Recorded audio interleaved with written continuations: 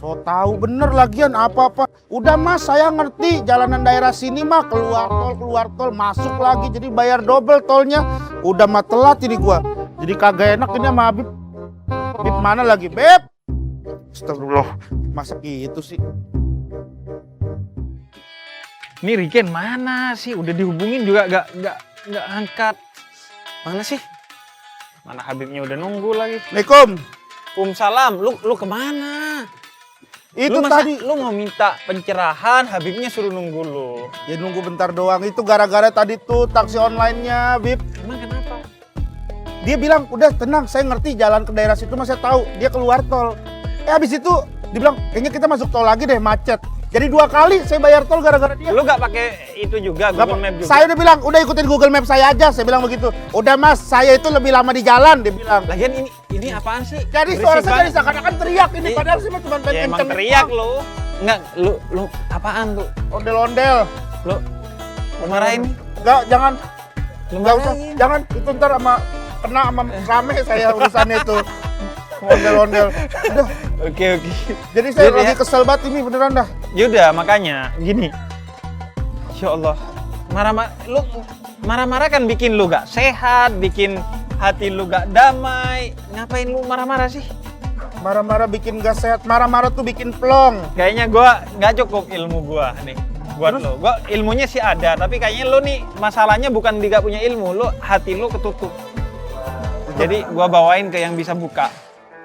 Dokter bedah. Bukan, ini Habib tapi yang pertama. Kalau gua kan yang pertalet. Nah, ini yang pertama nih, yang wah top. Oktannya gede nih. Nah, oktannya gede. Pakaiannya juga nggak kayak gua. Kalau dia sama sorbannya. Jadi Yaudah, boleh. pas deh. Oke ya, Yaudah, kita ayo. ke sana ya. Ya. Tapi lu jaga sikap lo. Iya jaga sikap. Jangan marah-marah. Assalamualaikum. Nah, gitu. Senyum iya, kan? iya. Nih, gini senyum kan? Oke, Ya, udah ayo. mantap. Yaudah yuk ya. Ya.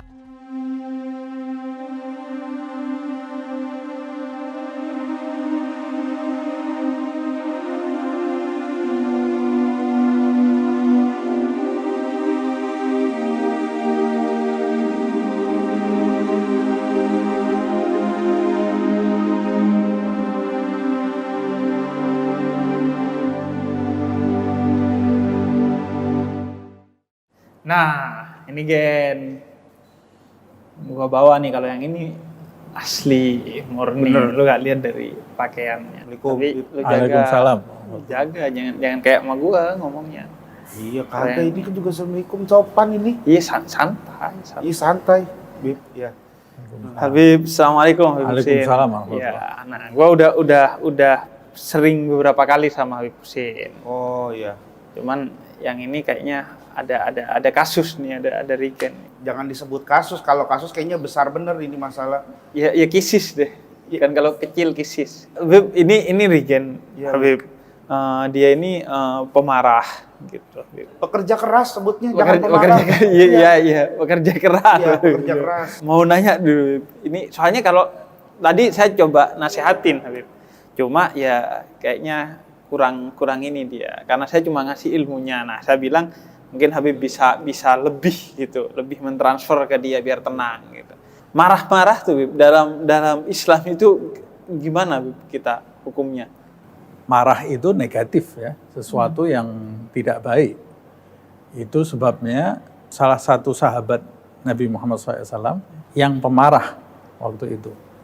Dia datang kepada Rasulullah SAW meminta wasiat. Dia berkata, "Ausini ya Rasulullah, beri wasiat kepadaku wahai Rasulullah." Nabi kemudian memberi wasiat kepadanya, "La taghdab." Jangan kamu marah. Selesai. Wasiatnya itu. Jadi Jangan permasalahan yang ada di dalam diri dia itu adalah marah. Dan karena Nabi melarangnya, berarti marah itu memiliki efek negatif. Baik secara lahir ataupun batin, duniawi atau ukhrawi. Berapa hari lagi dia datang. "Ya Rasulullah, ausini." Wahai Rasulullah, beri aku wasiat. Pasti wasiatnya lain lah. Yang kemarin kan marah. Nabi mengatakan lagi, "La taghdab." Jangan kamu marah. Kemudian pulang dia ke rumahnya. Berapa hari lagi datang, dia minta wasiat lagi kepada Rasulullah SAW. ausini ya Rasulullah. Beri aku wasiat wahai Rasulullah. La taghdab. Jangan kamu marah. 3 kali. Kata sahabat itu faraddada miraran, berkali-kali setiap dia meminta wasiat Nabi itu cuma satu itu, jangan marah. Nah, dari situ ini menunjukkan marah itu pada hakikatnya kalau itu timbul dari hawa nafsu, pelampiasan hawa nafsu dan ego, maka itu adalah sesuatu yang buruk. Tapi ini mohon maaf ini sebelumnya, Bib. Ya. Saya sebenarnya nggak pengen marah gitu. Sejujurnya nggak pengen marah. Cuman masalahnya saya tuh dibawa puter sama tukang taksinya tadi. Dia tuh bilang, udah Mas saya tahu jalan potong.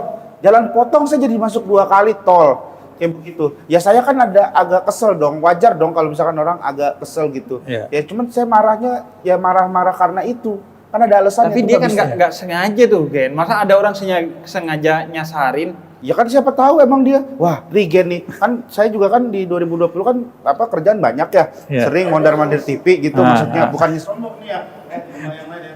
Iya, iya. Sering nonton kan pasti kan, sering nonton kan ya, sering kan gitu, Bib ya. Nah cuman nih gitu, maksudnya tuh janjian, wah nih Regen nih, saya bawa keliling-keliling dulu biar saya bisa selalu deket sama Regen gitu, siapa tahu kan gitu Bib. Makanya saya nanya, saya marah boleh nggak tuh kalau misalkan penyebabnya ada gitu. Jadi emang marah itu harus ada penyebabnya. Kalau nggak ada penyebabnya orang nggak marah. Nabi tahu nggak kalau marah itu pasti ada kejadian? Nah, ya pasti Pasti tahu. Nabi tahu lah. Orang yang dinasihati oleh Nabi, jangan kamu marah. Kan nggak mungkin dia marah nggak ada kejadian. Pasti ada kejadian yang menjadikan dia marah dan dia marah. Makanya Nabi memerintahkan jangan marah.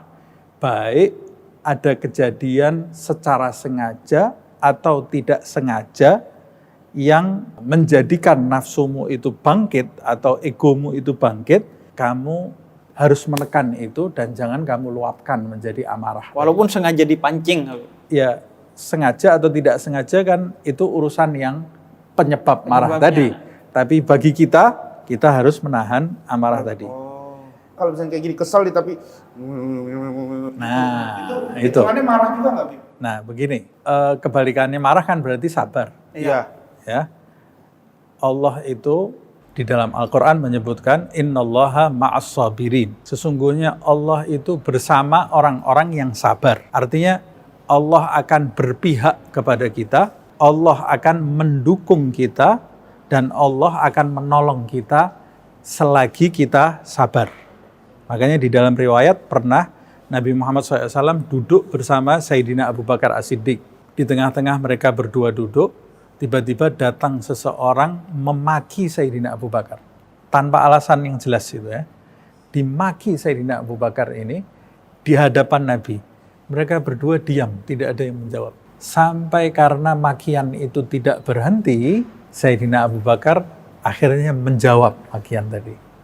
Pada waktu Sayyidina Abu Bakar menjawab, Nabi Muhammad SAW bangkit meninggalkan Sayyidina Abu Bakar. Sayyidina Abu Bakar ini tidak pernah berpisah dari Rasulullah SAW. Pada waktu Nabi meninggalkan dia sudah tidak menggubris lagi orang yang mencaci dia ini. Dia lari menyusul Nabi Muhammad SAW. Kemudian dia bertanya kepada Rasulullah, ya Rasulullah kenapa kau meninggalkan aku? Kata Nabi Muhammad, hai Abu Bakar, tadi pada waktu engkau berdiam saat orang itu mencaci, ada malaikat, banyak malaikat yang mencatat kebaikan bagimu. Tapi pada saat engkau menjawabnya, lenyap malaikat itu. Dan aku tidak duduk di satu tempat yang di situ tidak ada malaikat. Makanya tadi, orang harus bersabar. Tingkat kesabaran dalam menekan amarah itu, disebutkan di dalam Al-Quran ada tingkatannya. Tingkatan yang paling rendah adalah wal kadhiminal ghaidh. Dan orang-orang yang menahan amarah. Jadi amarahnya di dada tidak pecah keluar. Jadi itu, amarah itu manusiawi. Manusiawi. Tapi harus ditahan. Iya, pada tingkatan tertentu marah itu manusiawi. Marah yang timbul karena nafsu dan ego ya. Iya. Karena nanti ada marah yang terpuji ada juga. Nah, itu disimpan dulu, Bib. Nanti jadi alasan. Nanti kita bahas. Marah yang terpuji. Kalau marah itu timbul dari hawa nafsu kita, itu yang harus kita tahan. Sebab kalau dia mencaci, kita sama dengan dia. Dia menipu, kita balas dengan menipu, kita sama dengan dia. Anjing menggonggong, kita balas menggonggong, anjingnya jadi 2. Jadi 2. Ini dua. Yang betul anjing menggonggong, kafilah Berlalu. Ya. Tingkatan yang di atasnya ini tingkatan orang besar. Wal kadhiminal ghaidh wal 'afina 'anil nas. Dan orang-orang yang memaafkan. Memaafkan itu lebih susah loh. Padahal Regen udah dari perutnya udah orang besar, Bib. Tapi memaafkan masih belum dia. Memaafkan. Kan saya udah besar Kedudukan. segini terus saya memaafkan juga, saya besarnya jadi 2 kali lipat dong. Ya maksudnya itu besar hatinya. Maksudnya besar hatinya, besar kedudukannya di sisi Tuhan gitu ya. Jadi setelah menahan, memaafkan. Nah, memaafkan itu, orang itu seperti tidak ada salah kepada kita. Jadi bukan cuma nggak membalas. Dihapus kesalahan itu dari diri kita. Walaupun orang itu mencaci apa? Ya, dihapus. Itu ada seorang ulama besar, seorang kekasih Allah Subhanahu wa taala. Makanya ini saya katakan ini tingkatan tinggi ini ya. Namanya Ibrahim ibn Adham. Pernah suatu ketika dia ini duduk di satu jalan sedang bertafakur. Orang yang bertafakur bukan melamun tapi ya. Ya. Orang yang sedang berpikir itu kan kadang-kadang arah matanya itu tidak jelas gitu kan. Ya. Nah, kebetulan arah matanya itu mengarah kepada pohon apel milik seseorang yang ada di depannya. Orang pemilik apel ini menyangka Ibrahim ibn Adham ini sedang memperhatikan apelnya, dia sedang berencana mau mencuri apelnya. Tiba-tiba orang itu datang, tempeleng Ibrahim ibn Adham itu. Untung bukan Ini Regen bin Adham. Kalau saya udah saya ajakin ribut kali ya. coba bayangkan ini ya ceritanya. Tempeleng. Ditempeleng dia. Tempeleng, Ibrahim bin Adham itu berdiri, ditinggal orang tadi. Tidak dibalas dengan ucapan, apalagi dengan perbuatan. Iya. Orang lain yang melihat kejadian itu, disamperin ini tadi, pemilik apel itu. Kamu kenal nggak siapa orang yang kau tempeleng tadi? Siapa itu? Ibrahim ibn Adham. Hah? Ibrahim ibn Adham yang terkenal itu? Iya. Dia terkenal tapi tidak banyak orang tahu. Iya. Akhirnya lari orang tadi, disamperin Ibrahim bin Adham tadi. Wahai Ibrahim, wahai Syekh, saya minta maaf, saya tidak tahu kalau engkau ini Ibrahim ibn Adham. Apa jawab Ibrahim bin Adham tadi? Wahai sahabat, sebelum tanganmu tadi sampai ke pipiku, aku sudah memaafkan seluruh kesalahanmu. Jadi bahkan sebelum udah maaf. Sebelum tangannya sampai ke pipinya, dia sudah memaafkan kesalahannya. Kadang kita, Bib, sama, Bib. Sebelum sampai tangannya ke pipinya, kita sudah marah biasanya. Sudah marah, ya. Sudah suudon. Lu mau nempeleng gue ya? Iya. Kadang-kadang baru jalan belum sampai kita Iya. sudah. Kadang ngelihat aja kita, ngapain lu lihat-lihat? Lengkar kita. Iya, iya. Kalau saya juga gitu, mau ditempeleng gitu, belum sampai ke mukanya saya juga udah memaafkan. Cuman pas kena, kok beneran gitu. Saya kira cuman ini gertak doang gitu. Saya udah maafin loh padahal tadi itu, akhirnya berantem beneran. Itu. Nah, yang ketiga apa nih? Nah, ini tingkatan tinggi nih. Tingkatan para nabi, tingkatan para rasul, tingkatan para aulia yang wali-wali yang punya kedudukan tinggi, kekasih Allah. Itu ayat itu menyebutkan wallahu yuhibbul muhsinin. Dan Allah menyukai orang-orang yang berbuat kebajikan. Jadi berbuat bajik, berbuat baik kepada orang yang menyakiti kita. Amarahnya ditahan, lalu dimaafkan, terus Berbuat dibalas baik. dengan kebaikan. Nah, jadi dia merasa iba terhadap orang yang menyakitinya. Sama seperti Nabi Muhammad SAW di dalam riwayat pada saat dia dilempari batu di Taif, waktu dia berhijrah dia kan dilempari batu sampai berdarah, keluar darah dari pipinya. Nabi Muhammad SAW itu mendoakan mereka, orang-orang yang melemparinya. Karena di dalam hadis disebutkan kadang-kadang orang yang madlum itu menjadi zalim. Karena dia pada waktu disakiti, dia membalas lebih besar. Termasuk membalasnya dengan doa buruk. Membalas itu. dengan doa buruk yang berlebih-lebihan. Nanti di akhirat, dia dituntut oleh orang yang berbuat zalim kepadanya, karena dia lebih zalim dari orang zalim tadi. Kalau misalkan nih, saya itu kan sebenarnya itu kadang ada marah-marah saya itu tuntutan pekerjaan gitu. Bib. Jadi kadang Kerjaan lu marah-marah. ya maksudnya bukan Berarti marah, maksiat jadi lumbung kerjaan lu. bukan begitu maksudnya, jangan seakan-akan begitu Iya dong. kan lu bilang gitu tadi. Iya, saya kan komedian ya gitu maksudnya Komedian kan justru menghibur Oh, kan, iya, kok malah iya. marah-marah. Gimana sih ini ngejelasinnya ini Ya, juga? komedian kan merubah orang yang jadi gak ketawa jadi ketawa. Kalau dimarahin kan justru makin gak ketawa. Sabar ya. Sabar. Saya ya, memaafkan, sabar. saya memaafkan. Ini salah satu ujian. Saya memaafkan. Salah satu ujian. Ya, saya akan memaafkan. Saya akan memaafkan. Saya akan memaafkan. Saya lanjut lagi ya. Lanjut. Sampai mana tadi, Beb? Kok nanya ke Habib? Yang Nanya bicara agama dia, ke ya. Habib, jangan lu lupa nanya ke Habib. Sorry, saya lupa. Nah, itu saya kan kadang jadi komedian. Nah, orang-orang tuh kenal saya tuh gara-gara saya marah-marah gitu. Tapi marah-marahnya bukan maksudnya untuk marahin orang atau untuk berbuat buruk kepada orang gitu, Bib. Tapi marah-marah untuk komedi gitu. Nah, itu gimana, Bib? Apakah boleh marah-marah untuk komedi, untuk kerjaan seperti itu? Oh, Ya. acting gitu Habib. Acting, marah. Ya, acting. Tapi kadang emang ada agak kesel sedikit. Iya. Biasanya acting, Iya. terus ketika transferannya kurang Habib, ya jadi Nah, marah itu baru beneran. marah beneran. Tapi saya mencoba untuk memaafkan. Dia marah cuma acting aja kan, namanya juga nggak betulan. Nggak ada masalah. Tapi kalau misalkan orang yang kita bercandain marah-marah itu dia tidak mengenal kita terus dia tersinggung gimana? Nah, makanya kita juga harus bergaul itu harus hati-hati juga. Tahu kondisi. Ya, tahu kondisi. Kalau kita belum kenal bagaimana sifat orang ini, latar belakangnya, ya lebih baik kita jangan gegabah lah. Gabah ya. Ya, Tapi kalau di era media sosial ini kan orang banyak yang nonton kita gak kenal. Beb. Nah kadang justru kita padahal niatnya bercanda gitu. Orang karena gak kenal, gak tahu kita, terus disangkanya beneran gitu. Kayak gini, Beb. Misalnya saya punya acara tuh dakwah ke pemuda tersesat namanya, Beb. Nah orang terus kalau nonton, apa ini dakwah kok tersesat katanya. Padahal maksudnya itu dakwah ke orang-orang yang pertanyaannya aneh-aneh gitu, tersesat. Nah itu orangnya yang salah paham biasanya, bukan kita. gini, kalau kita sudah berusaha, alhasil setiap apa yang kita lakukan itu kita harus mencoba memberikan dampak baik untuk orang lain. Umpamanya kayak Regen ini acting marah-marah, tapi di dalam acting marah itu dia juga harus menjelaskan kepada orang bahwa marah itu sebetulnya bukan sesuatu yang baik, gitu ya. Dalam segala hal dalam kehidupan kita, alangkah baiknya jika kita menyisipkan nilai-nilai yang positif, mengajarkan kepada orang hal-hal yang baik. Memang zaman sekarang ini orang juga kondisinya macam-macam. Kadang-kadang orang sudah berniat Baik, disangka kadang-kadang buruk. sangka buruk, yaitu tergantung Orangnya ya. lihat. Ya, soalnya itu banyak, Habib. Anak-anak muda tuh nonton pemuda tersesat, Habib. Terus dimarahin sama ibunya. Padahal kata dia, saya nih nggak pernah nonton dakwah kecuali dia pemuda tersesat. Astaga, dia kok bisa marah-marah gitu ya di komen ya? Iya.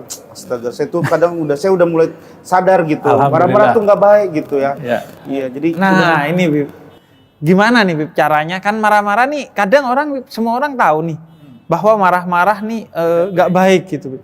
Caranya Bib, nih Riken kan kemungkinan dia tahu nih. iya. Takutnya Coba cuma aja hari cek. ini doang gitu. Hari ini doang, besok udah lagi. lupa lagi. Senggol dikit, Ya, gitu ya, ya. tiba-tiba. Pertama memang harus rajin-rajin dalam kondisi sadar diri. Tidak membiarkan nafsu itu menguasai kita. Kita ini kadang-kadang dalam hidup ini banyak nggak sadarnya daripada sadarnya. Yang keluar dari mulut kita, kata-kata, ini semua kadang-kadang kita banyak yang nggak sadar. Kadang-kadang ada kata-kata yang buruk. Padahal Allah Subhanahu wa Ta'ala sudah memberikan kepada kita ini kejelasan mana yang baik dan mana yang buruk. Nah, karena kita terlalu sering melanggar semua ketentuan, batasan-batasan Allah itu, akhirnya alarm di tubuh kita ini mati. Seperti orang pasang alarm buat bangun pagi, tapi nggak pernah dimatiin alarmnya. Iya. Molor terus. Lama-lama nggak ada gunanya itu alarm. Mau dikasih bom juga dia nggak bangun. Nah, tapi kalau orang biasa memperhatikan alarm, di dalam diri kita ini kan juga ada alarm. Ini sesuatu yang tidak baik. Nah, itu yang namanya kesadaran. Kalau kita membiasakan diri berpikir dalam bertindak, sebelum bertindak kita berpikir dulu, sebelum berbicara kita berpikir, itu sangat bermanfaat sekali. Jadi semua yang keluar secara sadar. Sadar. Tapi itu kalau semua orang gitu, Deddy Kobuzer kayaknya nggak ada konten.